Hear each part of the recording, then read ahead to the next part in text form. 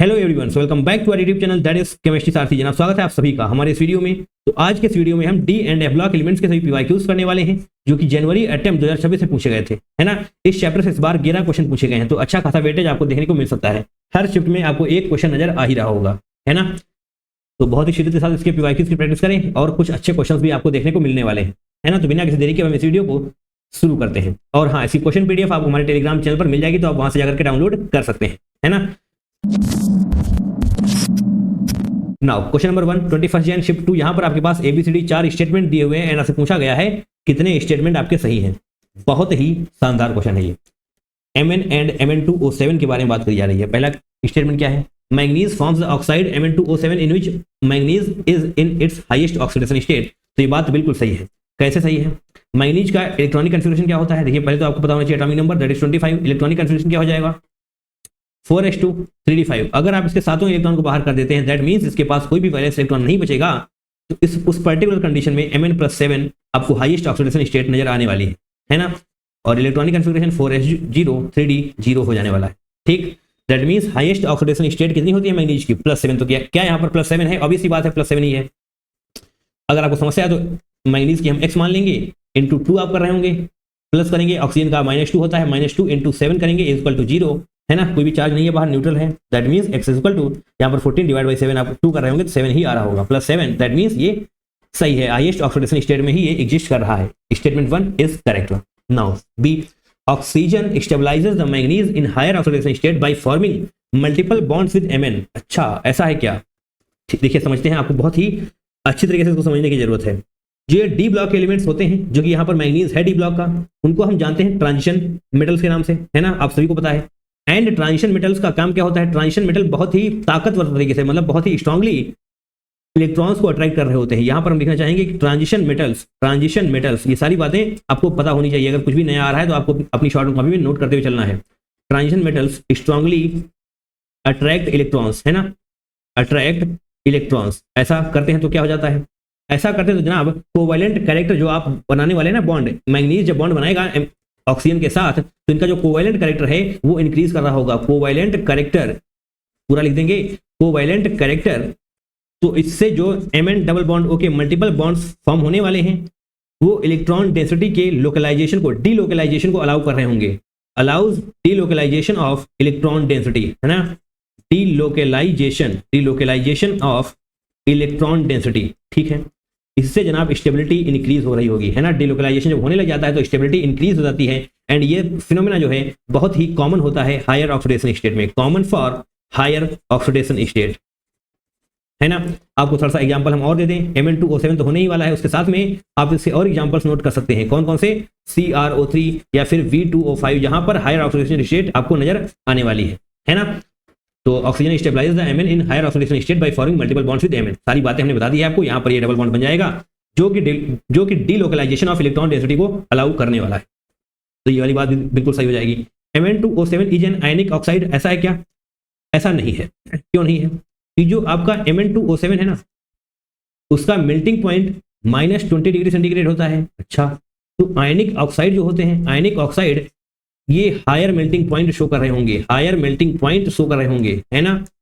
Yes, तो इससे आप गेस कर सकते हैं कि आयनिक ऑक्साइड नहीं होने वाला Mn2O7। और आयनिक ऑक्साइड में एक बात और होती है कि ये जनरली लो ऑक्सीडेशन स्टेट के साथ फॉर्मेशन कर रहे होते हैं। लो ऑक्सीडेशन स्टेट आपको यहाँ पर जनरली देखने को मिल रहा होगा, बट Mn2O7 तो बहुत ही ज्यादा हायर ऑक्सीडेशन स्टेट में एग्जिस्ट कर रहा है ना।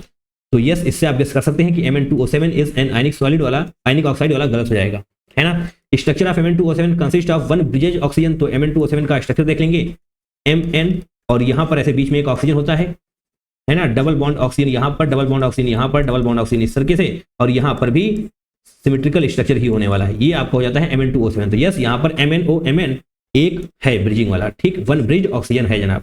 इनको हम बोलते हैं, इसको बोलते हैं ब्रिजिंग ऑक्सीजन, और इनको बोल रहे होंगे हम टर्मिनल ऑक्सीजन, ठीक है। यानी कि Mn2O7 में 6 टर्मिनल ऑक्सीजन होते हैं एंड 1 ब्रिजिंग ऑक्सीजन होता है। तो स्टेटमेंट डी आपका सही होगा, ABD। ओहो, ABD कहाँ है? साउथ अफ्रीका में। चलिए आगे आइए, क्वेश्चन नंबर 2, 21 जैन शिफ्ट 2।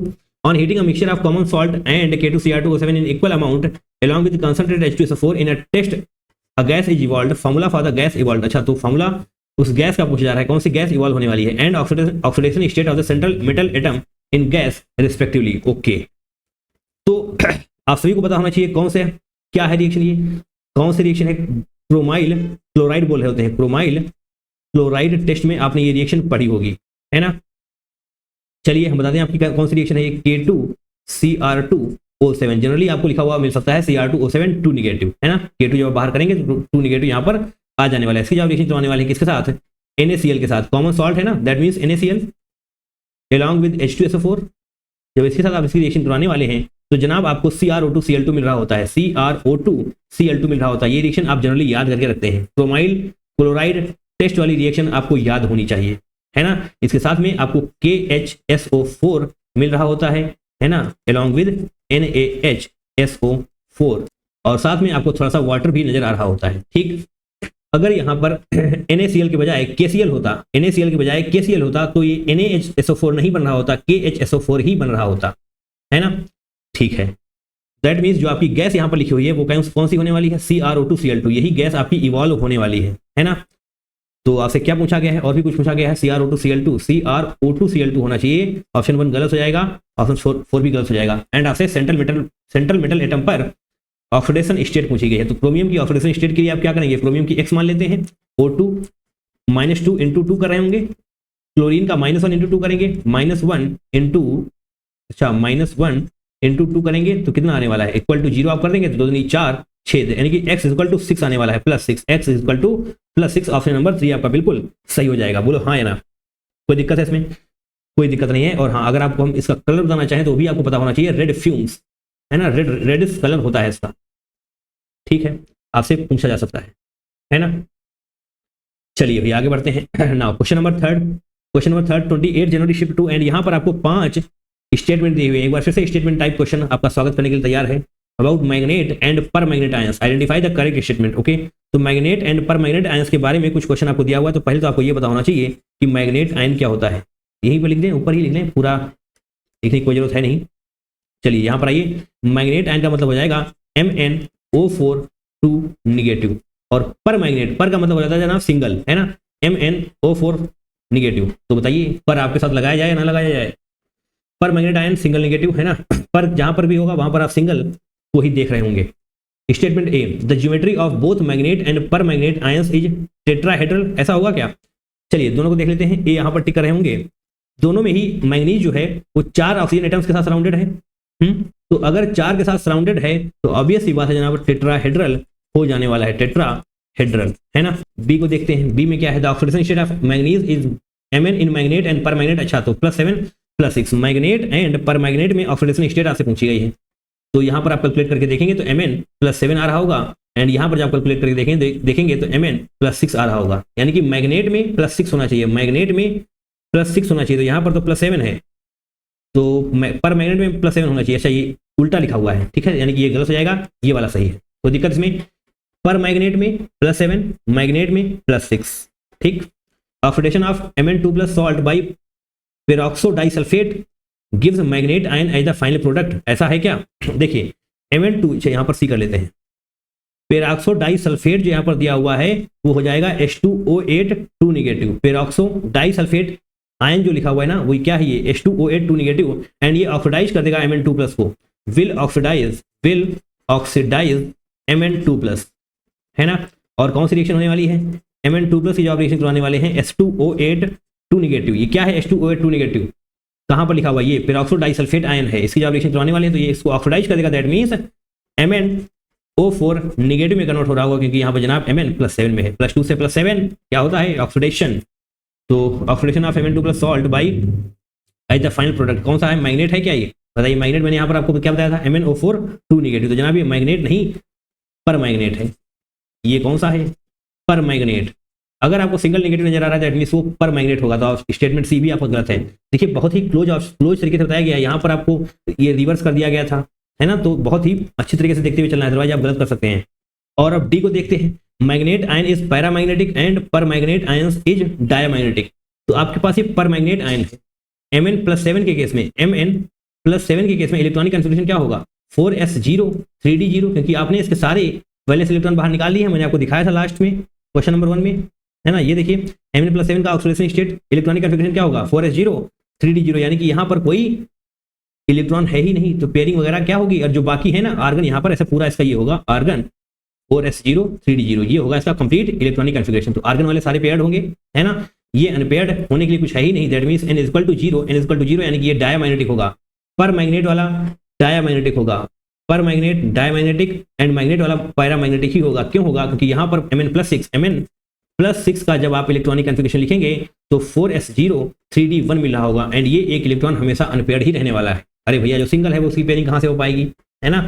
तो स्टेटमेंट डी आपका बिल्कुल सही हो जाने वाला है। नाउ ई स्टेटमेंट क्या बोल रहा है, ध्यान से देखिएगा। एसिडिफाइड परमैंगनेट आयन रिड्यूसेस नहीं, oxidises oxalate nitrite and iodide होना चाहिए, है ना। Acidified permanganate ion strong oxidising agent की तरह बिहेव कर रहा होता है, दैट मींस इन सभी को वो ऑक्सीडाइज कर देने वाला है। तो ये स्टेटमेंट गलत हो जाएगा। ए और डी सिर्फ और सिर्फ दो ही करेक्ट हैं, ऑप्शन नंबर 2 आपका बिल्कुल सही हो जाएगा। बेहद ही शानदार क्वेश्चन। जब भी स्टेटमेंट टाइप क्वेश्चन आ रहे होंगे आपको पूरा दिमाग खोलकर बैठना होगा, है ना, आधे दिमाग से क्वेश्चन सॉल्व नहीं होने वाले। And now question number 4, X is an oxoanion of the lightest element of group 7 in the periodic table. The metal is in +6 oxidation state. In X the color of the potassium salt of X. तो आपसे potassium salt of X पूछा गया है। तो सबसे पहले तो आपको लिखना पड़ेगा ग्रुप 7 में एलिमेंट्स कौन कौन से होते हैं। ग्रुप 7 में एलिमेंट्स कौन कौन से होते हैं। मंतक रेखा आपने इसे याद किया है, मैंगनीज, टीसी बोले तो टेक्नीशियम, एंड आरएच बोले तो रेनियम। बट आपसे लाइटेस्ट कहा गया है, लाइटेस्ट का मतलब ये हो जाएगा, है ना, डाउन द ग्रुप। जब आप जाते हैं नीचे आते हैं तो ये सब एलिमेंट्स भारी होते चले जाते हैं, यानी कि ऊपर वाला सबसे हल्का होने वाला है, तो इसकी बात ही करी जा रही होगी। आपसे ऑक्सो एनायन बोला गया है, ऑक्सो मींस MnO2 नहीं MnO4 2 निगेटिव हो जाने वाला है, ठीक, क्योंकि यहाँ पर आपको Mn+6 ऑक्सीडेशन स्टेट नजर आ रही होगी। बोलो हाँ है ना, यस ठीक है। +6 ऑक्सीडेशन स्टेट बताया गया है आपको, है ना। आगे क्या है स्टेट द कलर, अच्छा तो आपसे कलर पूछा गया है, बताइए 2 निगेटिव कैसे आया है। यहाँ पर कुछ पॉजिटिव में होगा, वो आपने हटाया तभी तो 2 निगेटिव आया है। यहाँ पर क्या था K2MnO4 था, मैंने आपको लास्ट क्वेश्चन में भी इसी के बारे में बताया हुआ था, K2MnO4, है ना। पोटेशियम वाली बात नहीं थी क्या, यहाँ पे पोटेशियम वाली बात नहीं थी, ठीक है। MnO4 2 निगेटिव, ये कैसे बनता है मैग्नेट आयन, ये तब बनता है जब आप यहाँ पर 2 पोटेशियम को निकाल देते हैं। एंड एक्स्ट्रा इन्फॉर्मेशन यहाँ पर MnO4 निगेटिव, यानी कि पर मैग्नेट के लिए आप क्या कर रहे होते हैं, पर मैग्नेट बनता है जनाब KMnO4 से। जब एक पोटेशियम को आप बाहर निकालते तो एक निगेटिव आता है, और यहाँ पर अगर 2 पोटेशियम है दोनों को बाहर निकालेंगे तो MnO4 2 निगेटिव आ रहा होगा। इसका कलर आपसे पूछा गया है, तो इसका कलर जनाब होता है ग्रीन, है ना। तो आपका करेक्ट आंसर हो जाने वाला है ऑप्शन नंबर 4। अगर इसका कलर पूछा जा रहा होता तो इसका कलर होता है पर्पल। अब ये कैसे होता है, क्यों होता है, इसके बारे में आपको नहीं पता करना है, एंड आपको ये सीधे सीधा याद कर लेना है। मैग्नेट आयन, या यहाँ पर आपको सिर्फ और सिर्फ इसका भी कलर पूछा जा सकता है, या फिर इसका भी पूछा जा सकता है, या फिर इसका पूरा भी दिया जा सकता है। एट द एंड आपको याद होना चाहिए, है ना। मैग्नेट आयन के केस में ग्रीन होने वाला है, एंड पर मैग्नेट आयन के केस में पर्पल कलर होने वाला है। ग्रेट, याद करिए, फायदा होगा। क्वेश्चन नंबर 5 स्टेटमेंट 1 क्या है, the first ionisation enthalpy of chromium is lower than manganese, and यहाँ पर सेकंड थर्ड आयनाइजेशन एंथैल्पी के बारे में बात करी गई है। तो सबसे पहले तो आप क्रोमियम का इलेक्ट्रॉनिक कन्फिगरेशन लिखें। क्रोमियम क्या होता है, इसका 24 एटॉमिक नंबर होता है, और मैंगनीज की बात करेंगे तो इसका 25 होता है। तो जैसे ही आप यहाँ पर इलेक्ट्रॉनिक कन्फिगरेशन लिखेंगे तो क्या होगा 4s1 3d5, और इसका क्या होगा 4s2 3d5, है ना। आप सभी को पता होना चाहिए क्रोमियम एंड कॉपर का एक्सेप्शनल केस होता है, जहां पर 4s में 1 इलेक्ट्रॉन आपको दिखाई दे रहा होगा। फर्स्ट आयनाइजेशन एंथैल्पी, बताइए पहला इलेक्ट्रॉन इससे आसानी से निकलेगा या फिर इससे पहला इलेक्ट्रॉन आसानी से निकल रहा होगा। क्यों निकल रहा होगा, क्योंकि पहला इलेक्ट्रॉन निकलने के बाद ये हाफ फील्ड बचेगा और वो ज्यादा स्टेबल हो रहा होगा। दैट मीन्स आयनाइजेशन एनर्जी, पहली आयनाइजेशन एनर्जी क्रोमियम की कम होगी इन कंपेरिजन टू मैंगनीज। तो ऐसा ही है क्या, chromium is lower then that of manganese. तो स्टेटमेंट 1 आपका बिल्कुल सही हो जाने वाला है। बोलो हाँ या ना। अब जैसे ही आपने एक इलेक्ट्रॉन निकाल लिया, एक इलेक्ट्रॉन आपने निकाल लिया है, तो यहाँ पर क्रोमियम पॉजिटिव का ऑक्सीडेशन स्टेट क्या होगा 3d5, एंड Mn पॉजिटिव का ऑक्सीडेशन स्टेट क्या होगा 4s1 3d5। अब बताइए दूसरा वाला इलेक्ट्रॉन आप कहाँ से आसानी से निकाल पा रहे होंगे। ऑब्वियस बात है इसे निकाल पा रहे होंगे, क्योंकि ये तो हाफ फील्ड है, दैट मीन्स स्टेबल। इससे जब आप इलेक्ट्रॉन आसानी से निकाल लेंगे तो ये भी हो जाएगा स्टेबल। तो इसका मतलब ये आसानी से इलेक्ट्रॉन देना चाहेगा, दैट मीन्स आयनाइजेशन एनर्जी कम होने वाली है। तो आयनाइजेशन एनर्जी यानी कि सेकेंड आयनाइजेशन एनर्जी Mn+ की कम होगी, Cr+ की ज्यादा होने वाली है Mn+ की कंपैरिजन में। अरे हाँ या ना, बात को समझ पा रहे हैं। यहाँ पर क्या हुआ है, second and third ionisation energy of chromium are higher. अच्छा तो एक तो अभी के लिए सही है ना। थर्ड की बात कर लेते हैं। थर्ड में क्या होने वाला है, तो एक इलेक्ट्रॉन यहाँ से जा चुका है, तो उसके बाद यहाँ पर देखिए क्रोमियम 2+, है ना, एक इलेक्ट्रॉन वहाँ से निकल जाएगा, तो 3d4 बचेगा, एंड Mn2+, यहाँ पर अब 3d5 बचने वाला है। तो बताइए कहाँ पर ऑक्सीडेशन स्टेट, सॉरी कहाँ पर आयनाइजेशन एनर्जी ज़्यादा होने वाली है? इस केस में ज़्यादा होगी ना, क्योंकि अब आपको हाफ फील्ड से इलेक्ट्रॉन निकालना पड़ेगा। यहाँ तो हाफ फील्ड नहीं है, हाफ फील्ड से इलेक्ट्रॉन निकालने के लिए आयनाइजेशन एनर्जी ज़्यादा देनी पड़ेगी, यानी कि Mn2+ की एक बार फिर से आयनाइजेशन एनर्जी ज़्यादा हो रही होगी। यहाँ पर Mn की आयनाइजेशन एनर्जी ज़्यादा होगी क्रोमियम के कंपेरिजन में, आयनाइजेशन एनर्जी थर्ड है ना। ये प्लस वगैरह लगाने की कोई जरूरत नहीं है, क्योंकि आयनाइजेशन एनर्जी सेकेंड तो आप लिख ही चुके हैं, है ना। तो जनाब ये वाला गलत हो जाएगा, क्योंकि इसके साथ तो क्रोमियम की कम होना चाहिए, बट यहाँ पे लिखा हुआ है second and third both of chromium are higher, नहीं, ये गलत हो जाएगा। First is true, second is false, option number 4 आपका बिल्कुल सही हो जाएगा। नाउ क्वेश्चन नंबर 6 पर चलते हैं। Among the following oxides of 3D elements the number of mixed oxides. तो आपसे मिक्स्ड ऑक्साइड पूछी गई हैं कितनी है? Ti2O3, V2O4 और ये सारी आप देख पा रहे होंगे। तो मिक्स्ड ऑक्साइड होता क्या है, पहले तो आपको ये पता होना चाहिए। मिक्स्ड ऑक्साइड का मतलब होता है एक ही एलिमेंट दो डिफरेंट ऑक्सीडेशन स्टेट में प्रेजेंट हो। Same element two different oxidation states, है ना, same element but two different oxidation state, two different oxidation state. अगर ऐसा हो रहा होगा तो आप बोल रहे होंगे कि वो मिक्स्ड ऑक्साइड होने वाला है। तो बात अगर आप करेंगे Ti2O3 की, तो यहाँ पर टाइटेनियम आपको टाइटेनियम 3 पॉजिटिव में ही एग्जिस्ट कर रहा होगा। दैट मीन्स आपका ये मिक्स्ड ऑक्साइड नहीं होने वाला, क्योंकि सिंगल ऑक्सीडेशन स्टेट में ही आपको एग्जिस्ट कर रहा होगा। तो ये सिंपल ऑक्साइड हो जाएगा, ना कि मिक्स्ड, है ना। एक बार हम लिखेंगे, बार बार नहीं लिखने वाले, ये सिंपल ऑक्साइड होने वाला है। अब V2O4 को देखेंगे।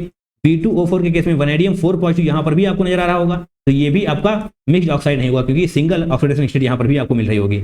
Cr2O3 इसके केस में भी आपको क्रोमियम 3+ ही मिलने वाला है, कुछ और पॉसिबल नहीं है। ये भी आपका मिक्स्ड ऑक्साइड नहीं, सिंपल ऑक्साइड ही होने वाला है ना।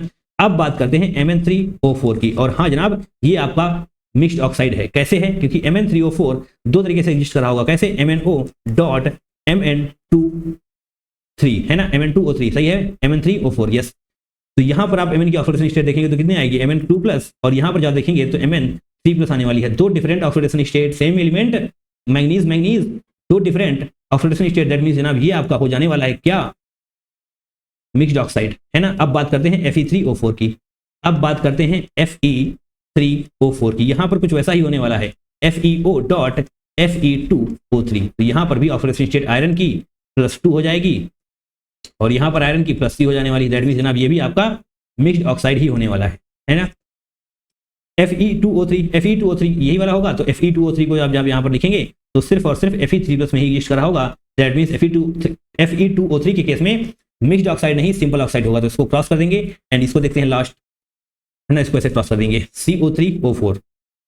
यहाँ पर भी वैसा ही कुछ है, ऐसे करेंगे CO ट्वाइस एंड O3, वैसा कुछ है। तो कोबाल्ट 2+ एंड कोबाल्ट 3+ में एग्जिस्ट कर रहा होगा। कोबाल्ट 2+ में एग्जिस्ट करेगा एंड कोबाल्ट 3+ में एग्जिस्ट करेगा। जनाब ये भी आपकी मिक्स्ड ऑक्साइड हो जाने वाली है। तो कितनी मिक्स्ड ऑक्साइड आपको देखने को मिली है? 3। ठीक, 3 मिक्स्ड ऑक्साइड आपको यहाँ पर देखने को मिल चुकी है ना, कोई दिक्कत नहीं। अब आगे बढ़ा जाएगा। And now question number 7, 22nd Jan shift 1, बहुत ही अच्छा क्वेश्चन है। A first row transition metal M does not liberate H2 gas from dilute HCl। 1 mole of aqueous solution of MSO4 is treated with excess of aqueous KCl and then H2S gas is passed to the solution। तो पूछा गया है आपसे amount of metal sulphide. देखिए पहले तो आपको ये पता करना है कि मेटल क्या होगा। उसके लिए आपको ये बताया गया है कि वो मेटल कहाँ का है? फर्स्ट रो ट्रांजिशन मेटल का है। ट्रांजिशन मेटल फर्स्ट रो यानी कि scandium, titanium, vanadium, chromium, manganese, iron, है ना, ये सारे होते हैं। तो जनाब इसमें से कौन सा होगा? Does not liberate. ऐसा कौन है जो जब डाइल्यूट HCl के साथ उसकी रिएक्शन कराएंगे तो हाइड्रोजन गैस का लिबरेशन नहीं होगा? उस पर्टिकुलर केस में आपको इलेक्ट्रोकेमिस्ट्री का याद आना चाहिए। इलेक्ट्रोकेमिस्ट्री में आपने पढ़ा था जिसका पॉजिटिव रिडक्शन पोटेंशियल होगा, जिसका पॉजिटिव रिडक्शन पोटेंशियल होगा वो H2 गैस को लिबरेट नहीं करने वाला।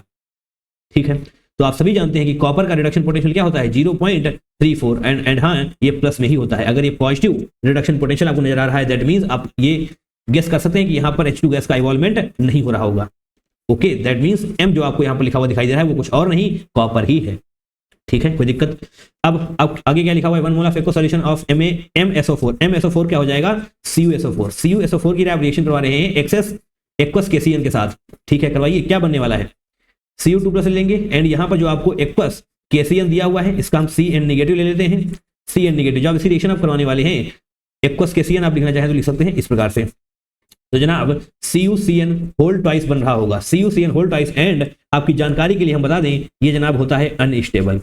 इसकी स्टेबिलिटी बहुत ही कम होती है, अनस्टेबल होता है। दैट मींस ये अपने आप को डिकम्पोज कर रहा होगा, है ना, डिकम्पोज कर रहा होगा। डिकम्पोज करके क्या बनाने वाला है? देखिए CN होल ट्वाइस डिकम्पोज करेगा तो क्या बनाने वाला है, पहले तो बनाएगा copper cyanide that is CuCN and साथ में आपको cyanogen gas that is CN whole twice, ये गैस निकलती हुई दिखाई दे रही होगी एंड जो ये आप देख पा रहे हैं ये है PPT CuCN। ठीक है, रिएक्शन को बैलेंस करना चाहेंगे, बिल्कुल करना चाहेंगे, CuCN होल ट्वाइस CN तो सही है, नहीं यहाँ पर 3 है, ओके, तो यहाँ पर आप अगर 2 से मल्टीप्लाई कर दें, यहाँ पर भी 2 से मल्टीप्लाई कर दें, 2 कॉपर हो जाएंगे एंड यस अब आपकी रिएक्शन बैलेंस हो चुकी है। अगर आप लिखना चाहते लिख सकते हैं, ये क्या है कॉपर साइनाइड एंड ये क्या है साइनोजन गैस। चलिए एक बार हम लिख ही देते हैं, कॉपर साइनाइड है ना, एंड यहां पर आप लिख लेंगे साइनोजन गैस। ठीक है, इसके बाद आपसे क्या कहा गया है, H2S gas is pass through the solution, जो ये सॉल्यूशन बन रहा है उससे आप H2S गैस को पास कर रहे हैं, H2S गैस को आप पास कर रहे हैं, तो जनाब क्या बनने वाला है, देखिए ये प्रेसिपिटेट जो है वो डिजॉल्व हो जाएगी एक्सेस KCN में, है ना, और इसकी रिएक्शन जब आप करवाने वाले हैं किसके साथ, एक्वस KCN के साथ, अभी भी तो यहाँ पर है डिकम्पोज हो रहा होगा, इसका मतलब ये नहीं कि ये खत्म हो जाएगा, इसकी रिएक्शन KCN के साथ होगी तो बहुत ही स्टेबल कॉम्प्लेक्स बनने वाला है। CuCN की रिएक्शन जब आप किसके साथ करवाएंगे, KCN के साथ, तो जनाब आपका जो बनता है वो होता है CuCN होल 4 यहाँ पर, एंड बाहर आपको K3 नजर आ रहा होगा, इसको आप क्या बोलते हैं, पोटेशियम टेट्रा साइनो क्यूप्रेट, है ना, पोटेशियम टेट्रा, क्योंकि यहाँ पर 4 है ना, टेट्रा साइनो क्यूप्रेट। ठीक है, अगर आपको नाम नहीं भी याद आ रहे हैं तो कोई दिक्कत नहीं है, मैं आपको साथ में बताते चल रहा हूं। अब अगर K3 को आप बाहर करेंगे, पोटेशियम प्लस 1 होता है, तो इसको आप अगर बाहर करेंगे तो क्या आने वाला है, CuCN ऐसे करेंगे और यहाँ पर 3 निगेटिव आ रहा होगा, कोई दिक्कत है इसमें, कोई दिक्कत नहीं है। अब इसको आप पास होने वाले हैं H2S गैस से, ही तो लिखा हुआ था 1 mole of aqueous solution of MaSO4 is treated with excess of aqueous KCN। ठीक है, आपने ट्रीट किया एंड उसके बाद H2S गैस से पास करना है उस पर्टिकुलर सॉल्यूशन को, ये तो यस ये सॉल्यूशन एक्स्ट्रा स्टेबल है। ठीक है, मैं आपको बता दूं इसकी स्टेबिलिटी बहुत ही ज्यादा है, यहां पर आप लिखिए एक्सट्रीमली स्टेबल, थोड़ा बहुत नहीं, एक्सट्रीमली स्टेबल। ठीक है, तो इसकी रिएक्शन आप करवाने वाले हैं CuCN होल 4 3 निगेटिव की रिएक्शन आप करवाने वाले हैं H2S गैस के साथ। तो आपको बताया जा चुका है यहाँ पर ये एक्सट्रीमली स्टेबल है, तो यहाँ पर कुछ भी किसी भी तरीके का कुछ भी फॉर्मेशन नहीं होने वाला, क्योंकि इसका स्टेबिलिटी कांस्टेंट बहुत ज्यादा है, इसका स्टेबिलिटी कांस्टेंट बहुत ही ज्यादा है। अगर स्टेबिलिटी कांस्टेंट बहुत ज्यादा है तो जनाब वो क्या नहीं कर पाएगा, वो सॉल्युबिलिटी प्रोडक्ट को एक्सीड नहीं कर पाएगा। इसका क्या मतलब हुआ, इसका मतलब जनाब ये हुआ, आप सभी को ये भी पता होना चाहिए कि प्रेसिपिटेट के फॉर्मेशन के लिए Q ionic product must be greater than KSP, that is solubility product, तो ये इसको एक्सीड नहीं कर पाएगा, दैट मींस आपकी कोई भी प्रेसिपिटेशन का फॉर्मेशन नहीं हो रहा होगा, PPT का फॉर्मेशन नहीं होगा। PPT का फॉर्मेशन नहीं होगा तो आपको जनाब मेटल सल्फाइड मिलता हुआ नजर ही नहीं आएगा। जो आपसे यहाँ पर वेट पूछा गया था वो बनेगा ही नहीं, तो वेट क्या होगा, 0। अरे हाँ या ना, कोई दिक्कत इसमें। एक बार फिर से इस क्वेश्चन को थोड़ा सा समराइज करने की कोशिश कर रहे होंगे, अच्छा क्वेश्चन है आपके पास। आपको यहाँ पर पहले तो बताया गया है कि एक ऐसा मेटल है, ट्रांजिशन मेटल है फर्स्ट रो का, जो H2 गैस को लिबरेट नहीं करने वाला, जो आप इससे रिएक्शन करवाने वाले हैं डाइल्यूट HCl के साथ। तो आपको पता होगा इलेक्ट्रोकेमिस्ट्री में अगर पॉजिटिव रिडक्शन पोटेंशियल होता है तो उस पर्टिकुलर केस में H2 गैस इवॉल्व नहीं होगी, जब भी आप उसका रिएक्शन डाइल्यूट HCl के साथ करवाने वाले हैं। तो कॉपर का पॉजिटिव रिडक्शन पोटेंशियल होता है, दैट मींस जो मेटल आपको दिया गया है वो कॉपर का है।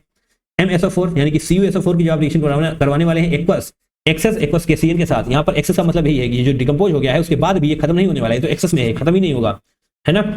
ठीक है, तो पहली बार में क्या बनेगा, CuCN होल ट्वाइस, और ये होता है अनस्टेबल। ये अगर अनस्टेबल होता है तो अपने आप को डिकम्पोज कर रहा होगा, एंड डिकम्पोज करके copper cyanide that is CuCN का फॉर्मेशन कर रहा होता है। कॉपर फर्स्ट साइनाइड आप लिख लें तो ज्यादा बेहतर रहेगा यहाँ पर, है ना। कॉपर की ऑक्सीडेशन स्टेट 1 होने वाली है।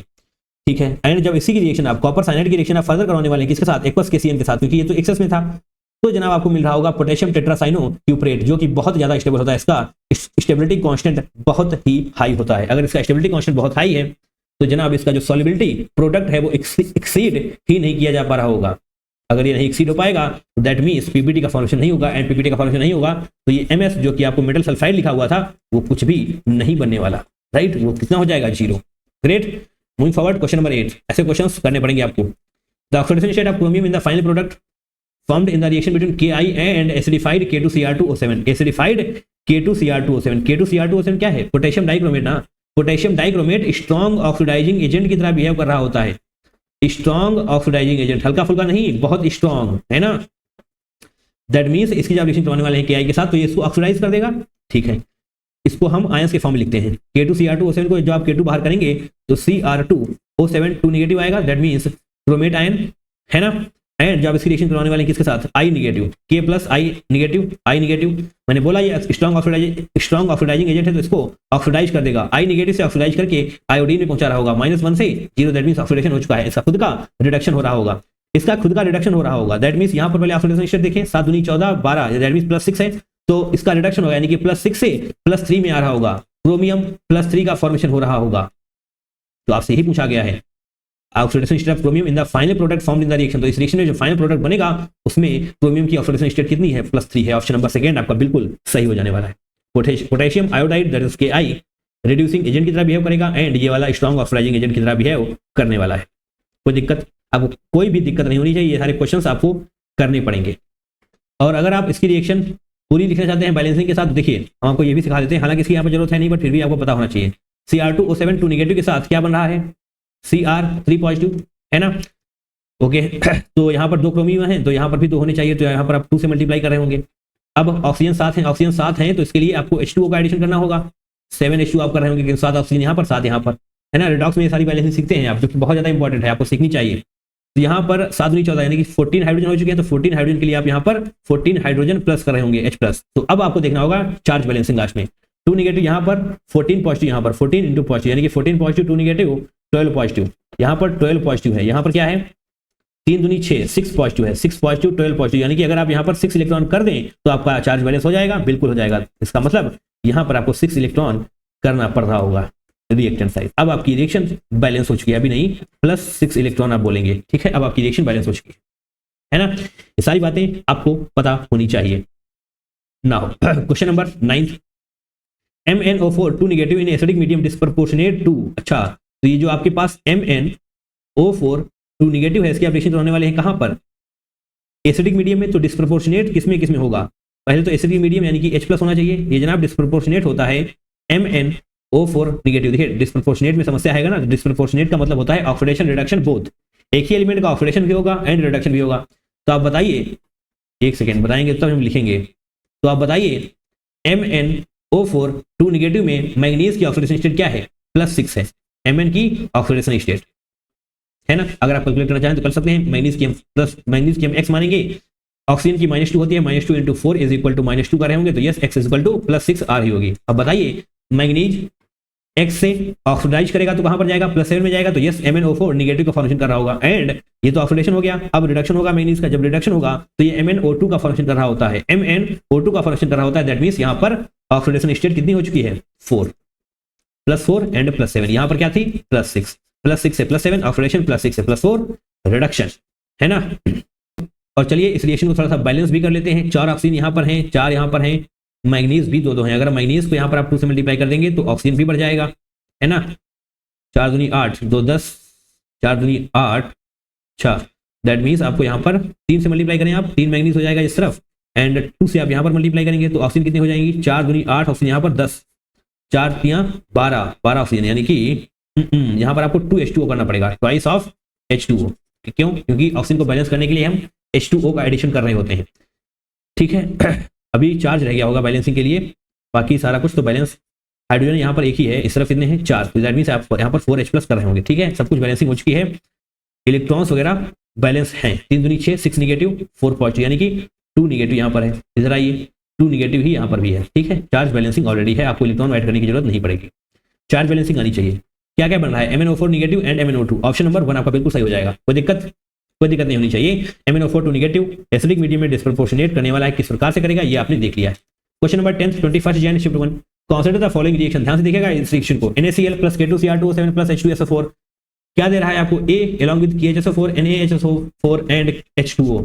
तो क्या ये रिएक्शन आप पढ़ चुके हैं, यस ये रिएक्शन आप क्रोमाइल क्लोराइड टेस्ट में आप पढ़ रहे होते हैं, यहां पर मैंने बताया हुआ था, देखिए यही रिएक्शन है ना, K2Cr2O7 NaCl H2SO4 CrO2Cl2 बन रहा था, KHSO4, तो जनाब जो आपसे A लिखा हुआ है उस क्वेश्चन में तो CrO2Cl2 है, ठीक है, CrO2Cl2 यानी कि क्रोमाइल क्लोराइड। तो क्रोमाइल क्लोराइड टेस्ट वाली रिएक्शन बहुत ज्यादा इंपॉर्टेंट है, आप देख ही रहे हैं कि एक ही सेशन में 2 बार पूछी गई है, तो आपको आनी चाहिए। चलिए अपने क्वेश्चन पर वापस चलते हैं, ये रहा हमारा क्वेश्चन, दैट मींस A क्या हो जाएगा, CrO2Cl2, कहां से पता किया आपने, ये क्रोमाइल क्लोराइड टेस्ट से, क्रोमाइल क्लोराइड टेस्ट वाली रिएक्शन जब आप पढ़ेंगे तो आपको ये नजर आ जाने वाला है, ठीक है। ये रिएक्शन जनाब क्रोमाइल क्लोराइड टेस्ट की है, ए की वैल्यू, ए क्या है, CrO2Cl2, जिसको आप क्रोमाइल क्लोराइड गैस बोल रहे होते हैं, एंड ये कैसी होती है, रेड कलर की होती है, ठीक है। हालांकि इसका यहाँ पर कोई यूज है नहीं, बट आपको पता होना चाहिए, आपसे पूछा जा सकता है।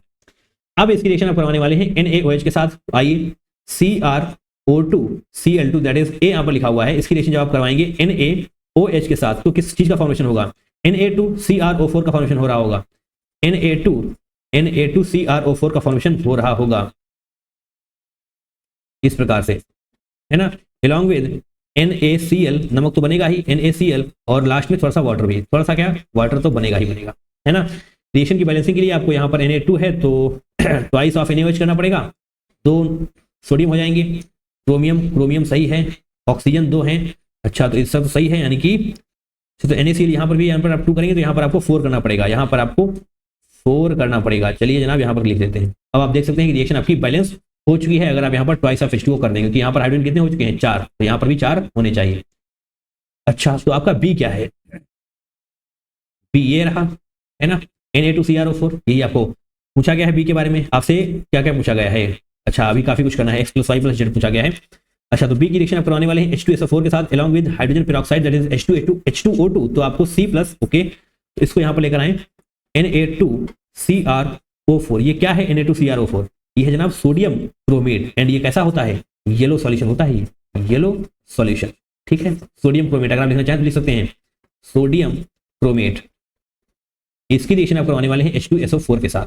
आइए करवाते हैं H2SO4 along with H2O2 that is hydrogen peroxide, जब आप इसकी रिएक्शन करवाने वाले हैं, और ये रिएक्शन आपने डायरेक्ट पढ़ी होगी, CrO5 यहाँ पर इसका फॉर्मेशन हो रहा होता है, एंड इसको आप क्या बोलते हैं, क्रोमियम पेंटॉक्साइड, 5 ऑक्सीजन है ना, तो क्रोमियम पेंटॉक्साइड, एंड इसका कलर जनाब होता है ब्लू, या फिर आप बोले डीप ब्लू कलर होता है, इसका डीप ब्लू कलर होता है CrO5 का। एंड इसका स्ट्रक्चर भी आपसे पूछा जा सकता है, पूछा जाता है क्या पूछा जाता है इसका स्ट्रक्चर, तो आपको इसके स्ट्रक्चर के बारे में जानकारी होनी चाहिए, और आगे जो कुछ लिखा है उसको आप लिख सकते हैं Na2SO4 और साथ में H2O, ठीक है। बैलेंसिंग वगैरह आप करके देख लीजिएगा अगर बैलेंसिंग नहीं है।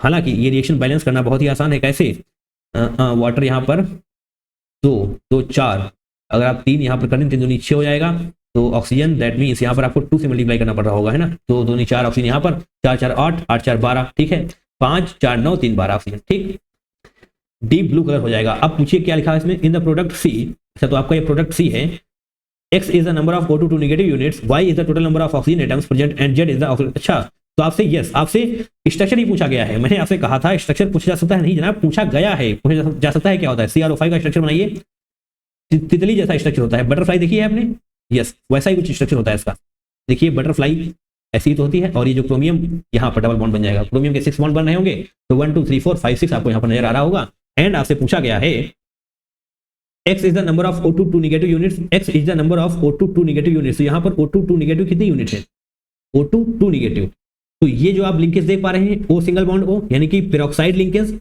एक पेरोक्साइड लिंकेज एक O2 नेगेटिव को रिप्रेजेंट कर रही होती है, 1 OO पेरोक्साइड लिंकेज, यहाँ पर हम लिख देंगे peroxide linkage, that means peroxide linkage that means 1 O2 2 negative unit, 1 O2 2 negative unit, तो यहाँ पर 2 हैं, एक ये पेरोक्साइड लिंकेज एक ये, तो इसका मतलब X = 2 हो रहा होगा, है ना। आपसे Y क्या कहा गया है, Y क्या है, Y is the total number of oxygen atoms present, अच्छा वो तो 5 हो जाएगा, ये तो आप देखते ही बता देंगे, Y = 5 हो जाएगा, क्योंकि नंबर ऑफ ऑक्सीजन एटम्स कितने हैं, 5 है, 1 2 3 4 5, ठीक है। Z क्या कहा गया है, Z है जनाब ऑक्सीडेशन स्टेट, आपको मिलती है ऑक्सीडेशन स्टेट इसकी +6 हो जाएगी, आपको कोई भी तकलीफ कोई भी समस्या नहीं होनी चाहिए इसको समझने में, है ना।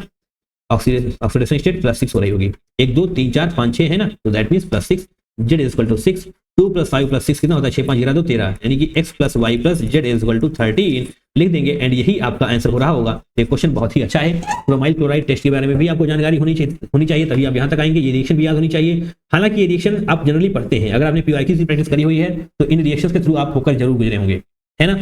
ऐसी रिएक्शंस देख करके आप ये नहीं कह सकते कि रिएक्शंस नहीं आती हैं हमें, ऐसी रिएक्शंस आपको आनी चाहिए, बहुत टफ नहीं है रिएक्शंस, है ना।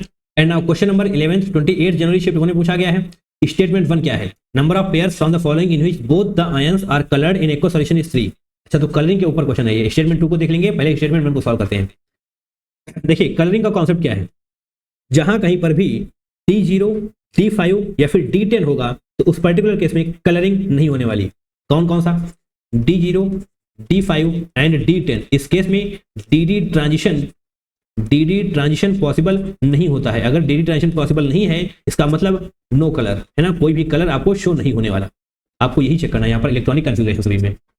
Sc3+ स्कैंडियम 3+ में क्या है, स्कैंडियम यानी कि 21, इसका मतलब 3D 0 हो जाने वाला है, तो ये कलरिंग नहीं शो करेगा। आपसे क्या कहा गया है, अर्क कलर्ड नहीं जनाब, ये तो कलरिंग शो नहीं करेगा।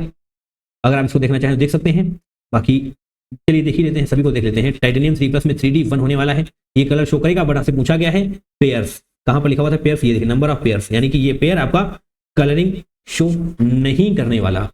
पूरा पेयर पूछा गया है, ये तो कलरिंग शो करेगा बट ये नहीं करेगा, इसकी वजह से ये गलत हो जाने वाला है। अब सेकंड को देखते हैं, Mn2 पॉजिटिव। Mn2 पॉजिटिव में क्या होने वाला है, Mn2 पॉजिटिव यानी कि 3D5, अच्छा ये लीजिए 3D5 की वजह से ये गलत हो जाएगा, कलरिंग शो नहीं करेगा, डी ट्रांजिशन नहीं हो पाने वाला है यहाँ पर। Cr2 पॉजिटिव, Cr2 पॉजिटिव यहाँ पर ये तो कलर्ड होगा, क्यों होगा, क्योंकि 3D4 होने वाला है, इसका इलेक्ट्रॉनिक कन्फिगरेशन ये होगा, बट पेयर आपसे पूछा गया तो ये भी गलत हो जाएगा। Cu2+ Zn2+, यहाँ पर भी वही लफड़ा है। Cu2+ ये तो कलरिंग शो करेगा, क्यों करेगा, क्योंकि 3D9 इलेक्ट्रॉनिक कन्फिगरेशन है इसका, ये तो करेगा, बट Zn2+ इसका इलेक्ट्रॉनिक कन्फिगरेशन जब आप निकालेंगे तो आपको 3D10 नजर आ रहा होगा एंड ये कलरिंग शो नहीं करने वाला, इसकी वजह से ये वाला पेयर भी गलत हो जाएगा। आपसे तो कहा गया था 3 नहीं भैया, तो जा चुके हैं, लास्ट वाला भी देख ही लेते हैं, हालांकि आपका स्टेटमेंट गलत हो चुका है।